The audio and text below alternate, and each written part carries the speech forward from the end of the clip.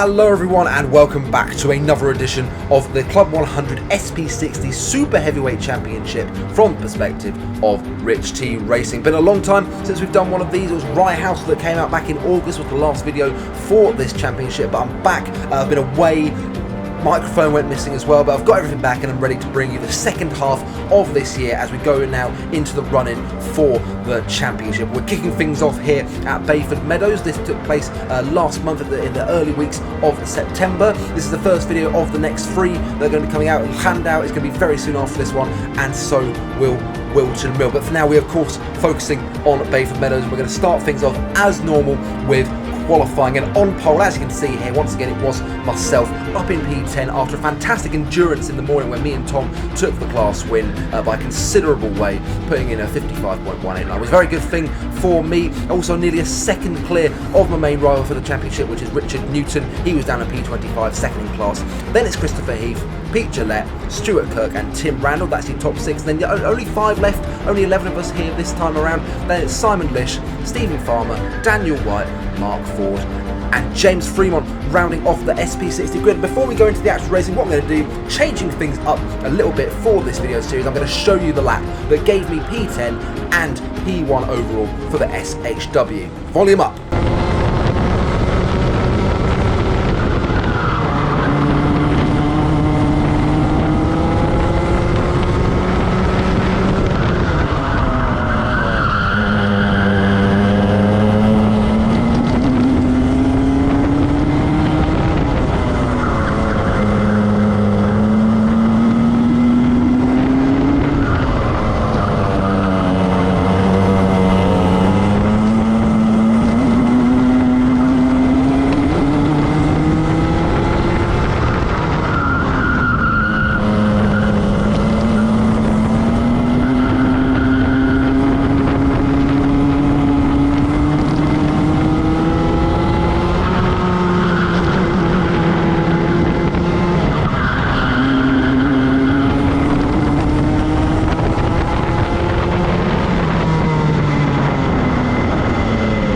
So there we go then, that was the lap that gave me first in the SHW and P10 overall. Really happy with that lap, had Matt Horgan to follow as well, and I think I made up a really good amount of time in that final corner, getting on the power earlier than before, so I was really happy with that one. But now we are getting ready to get this race underway. The Rich T timer is in place. You'll notice it's in a different position as well.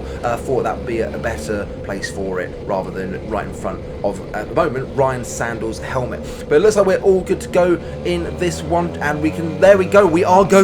No, barely any time to speak, but here we go then, looking immediately to get to the inside of turn 1 so that we can get a good run up for the hairpin up the top here. Looks like it's going okay for the moment. We've got Ryan right in front of us, and we're barging him a bit there. There's also someone on our outside. It's the orange boots. It's Alex Pritchard, and we've been forced out while we were trying to do what Alex done. No, it's, oh god, it's going horribly wrong. The tyres have been killed, and oh god damn it, it's gone horribly wrong.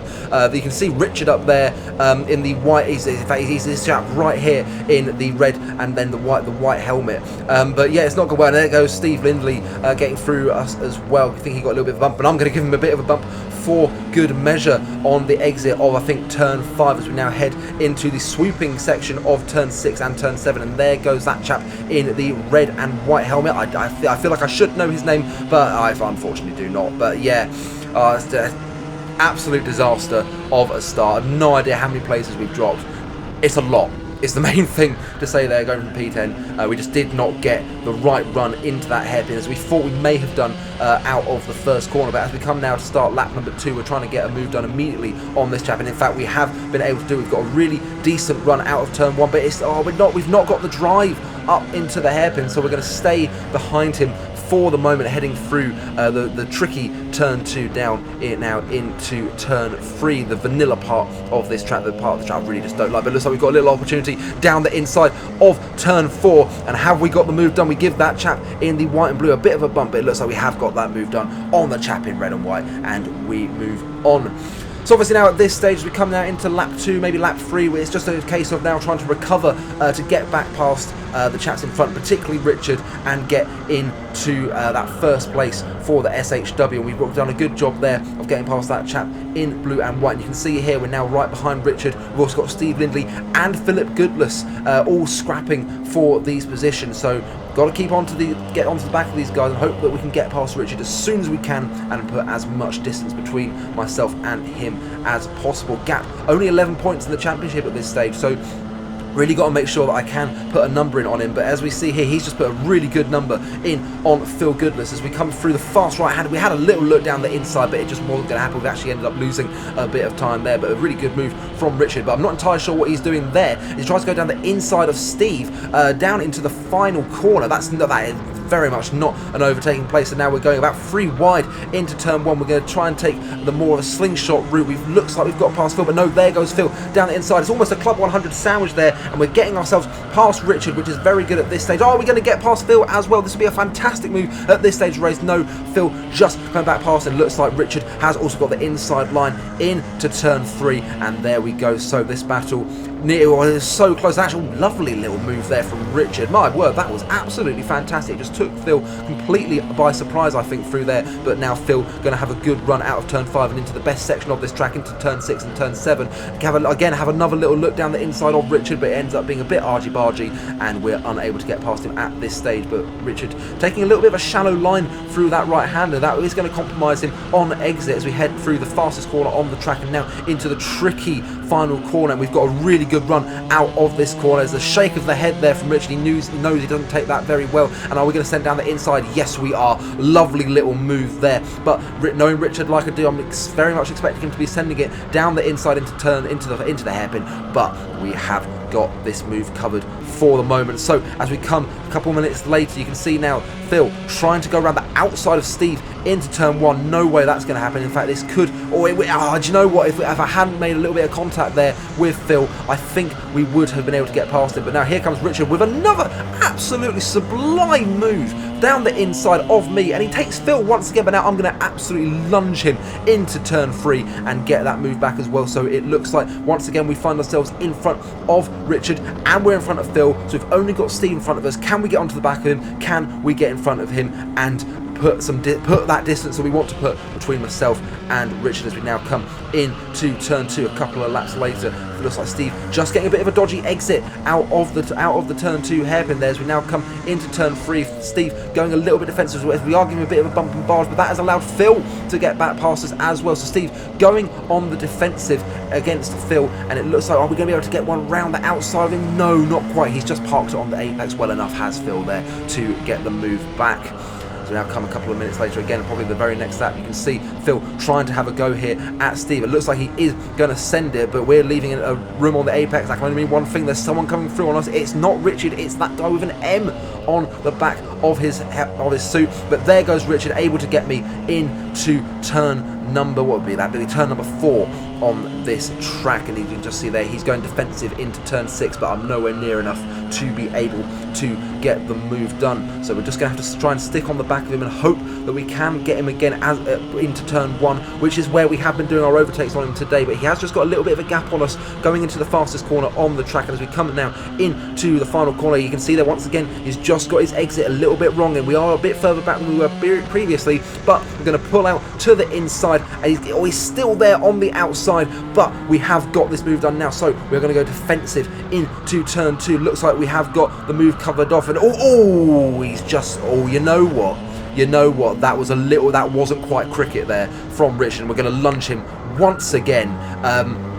Bit of a argy-bargy move there. Is that an ABC? I hear you asking from the raft as well. As we come out of the final corner on the very same lap, you might be able to just see there, penalty 17. So Richard would pick up a penalty for that move on me, and I think you've got to say fair enough on that one. It was a bit like this one, very quite aggressive, and Richard said to me afterwards that he thought, right, we got to calm, this is getting silly now, we've got to calm down, and then he obviously picked up a penalty for that. But anyway, let's get back to the racing. As you just saw there, the man with the M on the back of his race suit has got past Steve, and this is now giving an opportunity for us to get onto the back of Steve and hopefully get past him again, putting that daylight between myself and Richard that I want to do. I definitely have the pace on Richard at this track. Obviously it was nearly a second gap at the during qualifying, so as long as we can get past Steve here, we should be able to put the gap between us that we need to. But at the moment, once again, like we saw with it all, Steve getting very close to that chap with the M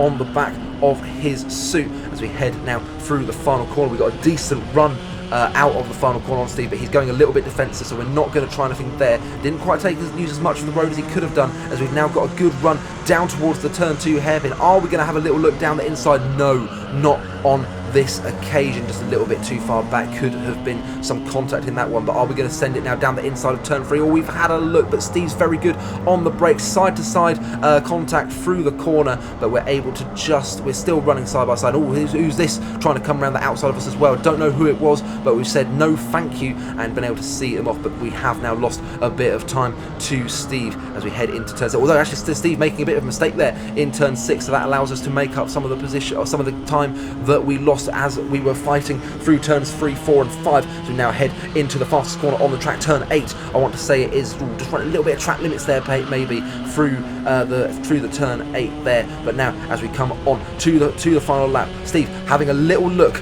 over his shoulder there, and he says he just missed his apex. Yes, he has. This is going to give us an opportunity up towards turn 2. Now he's going defensive, taking a much wider line, and oh my god, we've just absolutely just sent it from absolute nowhere. And I have to say, ladies and gentlemen, that's one of the moves of the season from me. Absolutely loved it. Not quite as good as me on Phil at Rye House, but still a brilliant move. Really happy with that. And after that, we did just march on. Yeah, that little clip there was just, you could just see Phil having a breakdown, pulling off just at the at hairpin 2. So we would just then go about doing our business for the rest of the race, and just in front of us here now, as we're coming on to the penultimate lap, we've got Jamie Garside, the super heavyweight turned heavyweight, and this was quite an important move for me. In my head, I thought, right, this chap used to be a super heavyweight, he's now a heavyweight, but if he was super heavyweight, I'd still be second in class, and it'd be an interesting battle, so I want to make sure that I beat him, just for my own pride. I hope... in my head it made sense. I probably haven't described it very well there, but yeah, this is what we're trying to do. We're trying to overtake Jamie, is the main thing. Trying to get some more points in this championship battle. So you can see here, Jamie got some good turn of pace since he turned heavyweight after Lid, I think. But as we're now coming through the final corner, you can see there, much like Steve, much like Richard, may not got the best exit out of the final corners. We now come on to the final lap. He's gone a bit deep into the first corner. He did have a good little gap on me, but as we now come into the second hairpin, I should say, it looks like we have got that move done. Lovely little move there, not quite as good for me as the one on Steve, but still a fantastic move to get that position at the end of the race. Final lap, as we coming to lap, I think this is James Fremont, we are coming to lap. We'll just see him go way too deep into that corner. We're just able to easily breeze past him, and that was the final bit of action for the race. We come across the line to take P17, 31 points for the championship, and a good 6 positions in front of Richard, who was just in front of Christopher, who in turn was just in front of Peter, who was also just in front of Mark, and was also just in front of Tim. Again, changing it up for these videos, giving you a bit more information, as I think some people have been clamouring for. But yeah, still, could have been a lot better, that race. We could have ended, obviously we started P10, P17, not a great result, but still, for the context of the championship, it's a positive result, you have to say. So coming now into race number 2, we've got Garrett O'Connor right in front of us and Matt Horgan to the left. It's go, go, go here. We're on the inside for this start, so hopefully we can get a much better getaway. Oh, big old bump from the rear. Don't know who that was giving me a good old shunt, but we end up going into the back of Garrett as well. But we've got the inside line here. I'm using the advice given to me by Alex Pritchard just to pick someone in front of you and shove them through down the inside, and this time it has finally worked. Obviously after the awful start in race 1, I also had a basically similar start in the endurances, except it didn't go quite as badly, but yeah, good to get a good start at this track for once. But we are just settling in nicely to this race. I've put a bit of lead on for this race as well, because I was very close to the 96 kg limit, so you might just be able to see I'm getting off the corners slightly slower. I don't know if it makes much of a difference, but I have this superstition that it does make a really big difference for me having lead on. You can tell, obviously, I'm talking about stuff that's not really that important, because honestly, really boring first lap, I have to say, and I'm not gonna lie, it was a really boring race. It takes us 10 minutes for the action, a legitimate bit of action. I was basically just following Garrett and Matt and Stephen Jennings around for the majority, but here we go down the inside of the Grizzly Bear, and that was a lovely little move there. And now as we come a couple of minutes later as well, you can see there Garrett forcing his way down the inside of, that's Darryl Snelling, the chap that took us out of the Rye House, the second took us out for a second time at Rye House when I took the win there. So we did get down the inside of him there, but as we come into turn number 3, there we go, Darryl making a clean move down the inside of a hairpin. So quite clearly he has learned from his misdemeanour at Rye House. Well done, that man. But again, it would take a serious amount of time before we actually arrive at any footage that's worth showing. As you can see here, so as I said, I spent the majority of the race just following the heavyweights in front of me, and they were made up predominantly of Garrett, Darryl, Matt Horgan, Steve Jennings, and also Mr. Alex Pritchard. So I was just sort of keeping an eye on this battle, thinking, look, I'm not getting off the corners well enough. They are dropping me, but these guys are so close to each other, something is bound to happen. So let's just make sure we're in a position where if there is something to be gained from it, we can gain from it, but let's not make any mistakes. Well, as you can see here, heading through turn 6, they're about 3 wide in front there. I think that's Stephen Jennings, I should say, Alex Pritchard, and maybe Matt Horgan as well, or maybe Darryl as well. But either way, I think Garrett was involved with that as well, and he has fallen to the back of this pack, and he is our next target. So heading up towards turn 1, where we were making some brilliant moves in race 1. We're not anywhere near close enough to have a go at anything, but it looks like you can see Matt Horgan there having a look. Is he going to try and go down the inside of Darryl Snelling? Yes, he is. There he goes. Is he going to cut him off? Yes, lovely little move there from Matt, and that's also given us opportunity to go down the inside of Garrett into turn 3. Nice little move there from myself, making the most of the opportunities that were given to me, as I was just saying. I think that might be Kai Crawford as well in the mix. That's the chap in the white helmet between Steve and Alex. So we're all going defensive now into turn 6. So Garrett must be directly behind me. He is an aggressive driver, so got to make sure that I hold him up for him now if I'm able to get onto the back of these guys and make up more positions in this race, in this battle for the championship. Big battle between me and Richard. The more points I can put between me and him, the better. As it looks like, is that James Fremont being lapped there? I think it may very well be. I think that was Stephen Jennings getting down the inside into turn number in the final corner, and that's a lovely move there from Matt Horgan down the inside of turn 1 on Steve. It looks like we've got Garrett on our outside. We're going to see, can we follow Darryl through? Or we're going to try and do both of them for the price of one. Or we nearly did nearly did get 2 of them, but we got Stephen, as you can see here, being run out wide. Oh, we're onto the grass. Oh, why didn't I give this one up? And it looks like, oh, that has got to be surely an ABC advantage by contact. I think I've got a 4th place penalty coming my way, and this is also going to make me vulnerable to attack from behind. And as you can see, they're running wide. There goes Garrett down the inside of us, and as we come through turn number 7, I think, yep, there goes Stephen. So all that what I didn't want to happen has unfortunately happened. Oh no, it's just got 1,000,000% worse, as we've just basically taken Stephen out of the race through the fastest corner on the track. And yeah, 8 places worth of penalties in 1 lap. Exactly what I didn't want to happen happened, and that's all she wrote, really. Yeah, what can you say, ladies and gentlemen? Disappointed with that one. Stephen was very, very angry with me for that one. I believe the phrase, "Are you trying to kill me or something?" Was uttered at one point. I wasn't, but there we go. You just hear the "ah" there. But overall then, ladies and gentlemen, I would come home to finish in P22. So I think I was about 14th on the road. Could have been 13th. There were penalties plenty around there. But the good news is, all things considered, a poor result. Ultimately, we still finished in front of Richard in that race, and as he would finish in 24th, Christopher in 25th, Mark in 27th, Peter 29th, and Stephen in 30th, and that would ultimately give me the race win from Richard and Christopher. Still very happy with that, and also the fact that I took the endurance win with Tom in the morning was another fantastic way to do the day. The first double win of the season, so really happy with that one. Here's what it means then for the championship at this stage. stage, I had to do a bit of calculations. Obviously, it's been a while since this one. I had to go through an Excel. I had to do Excel. It was really frightening, but I got there in the end. But this is the championship standings. I lead Richard by 11 points, 287 to 276. Then it's Christopher Heath rocking in P3 from Stuart Kirk, Pete Gillette, Dickie Allen still up there in P6, having only done 3 rounds this year. Then it's Mark Ford, Tim Randall, Simon Lish, Stephen Farmer, James Fremont, and rounding off is Lee Henderson. So disappointed with that final race, obviously, but still championship lead intact. And for the first time this year, we beat Richard in both races, which is what we wanted to do coming in there. So it's a good start for the final run-in for this championship to get a good result here at Richard, to get a good result here against Richard.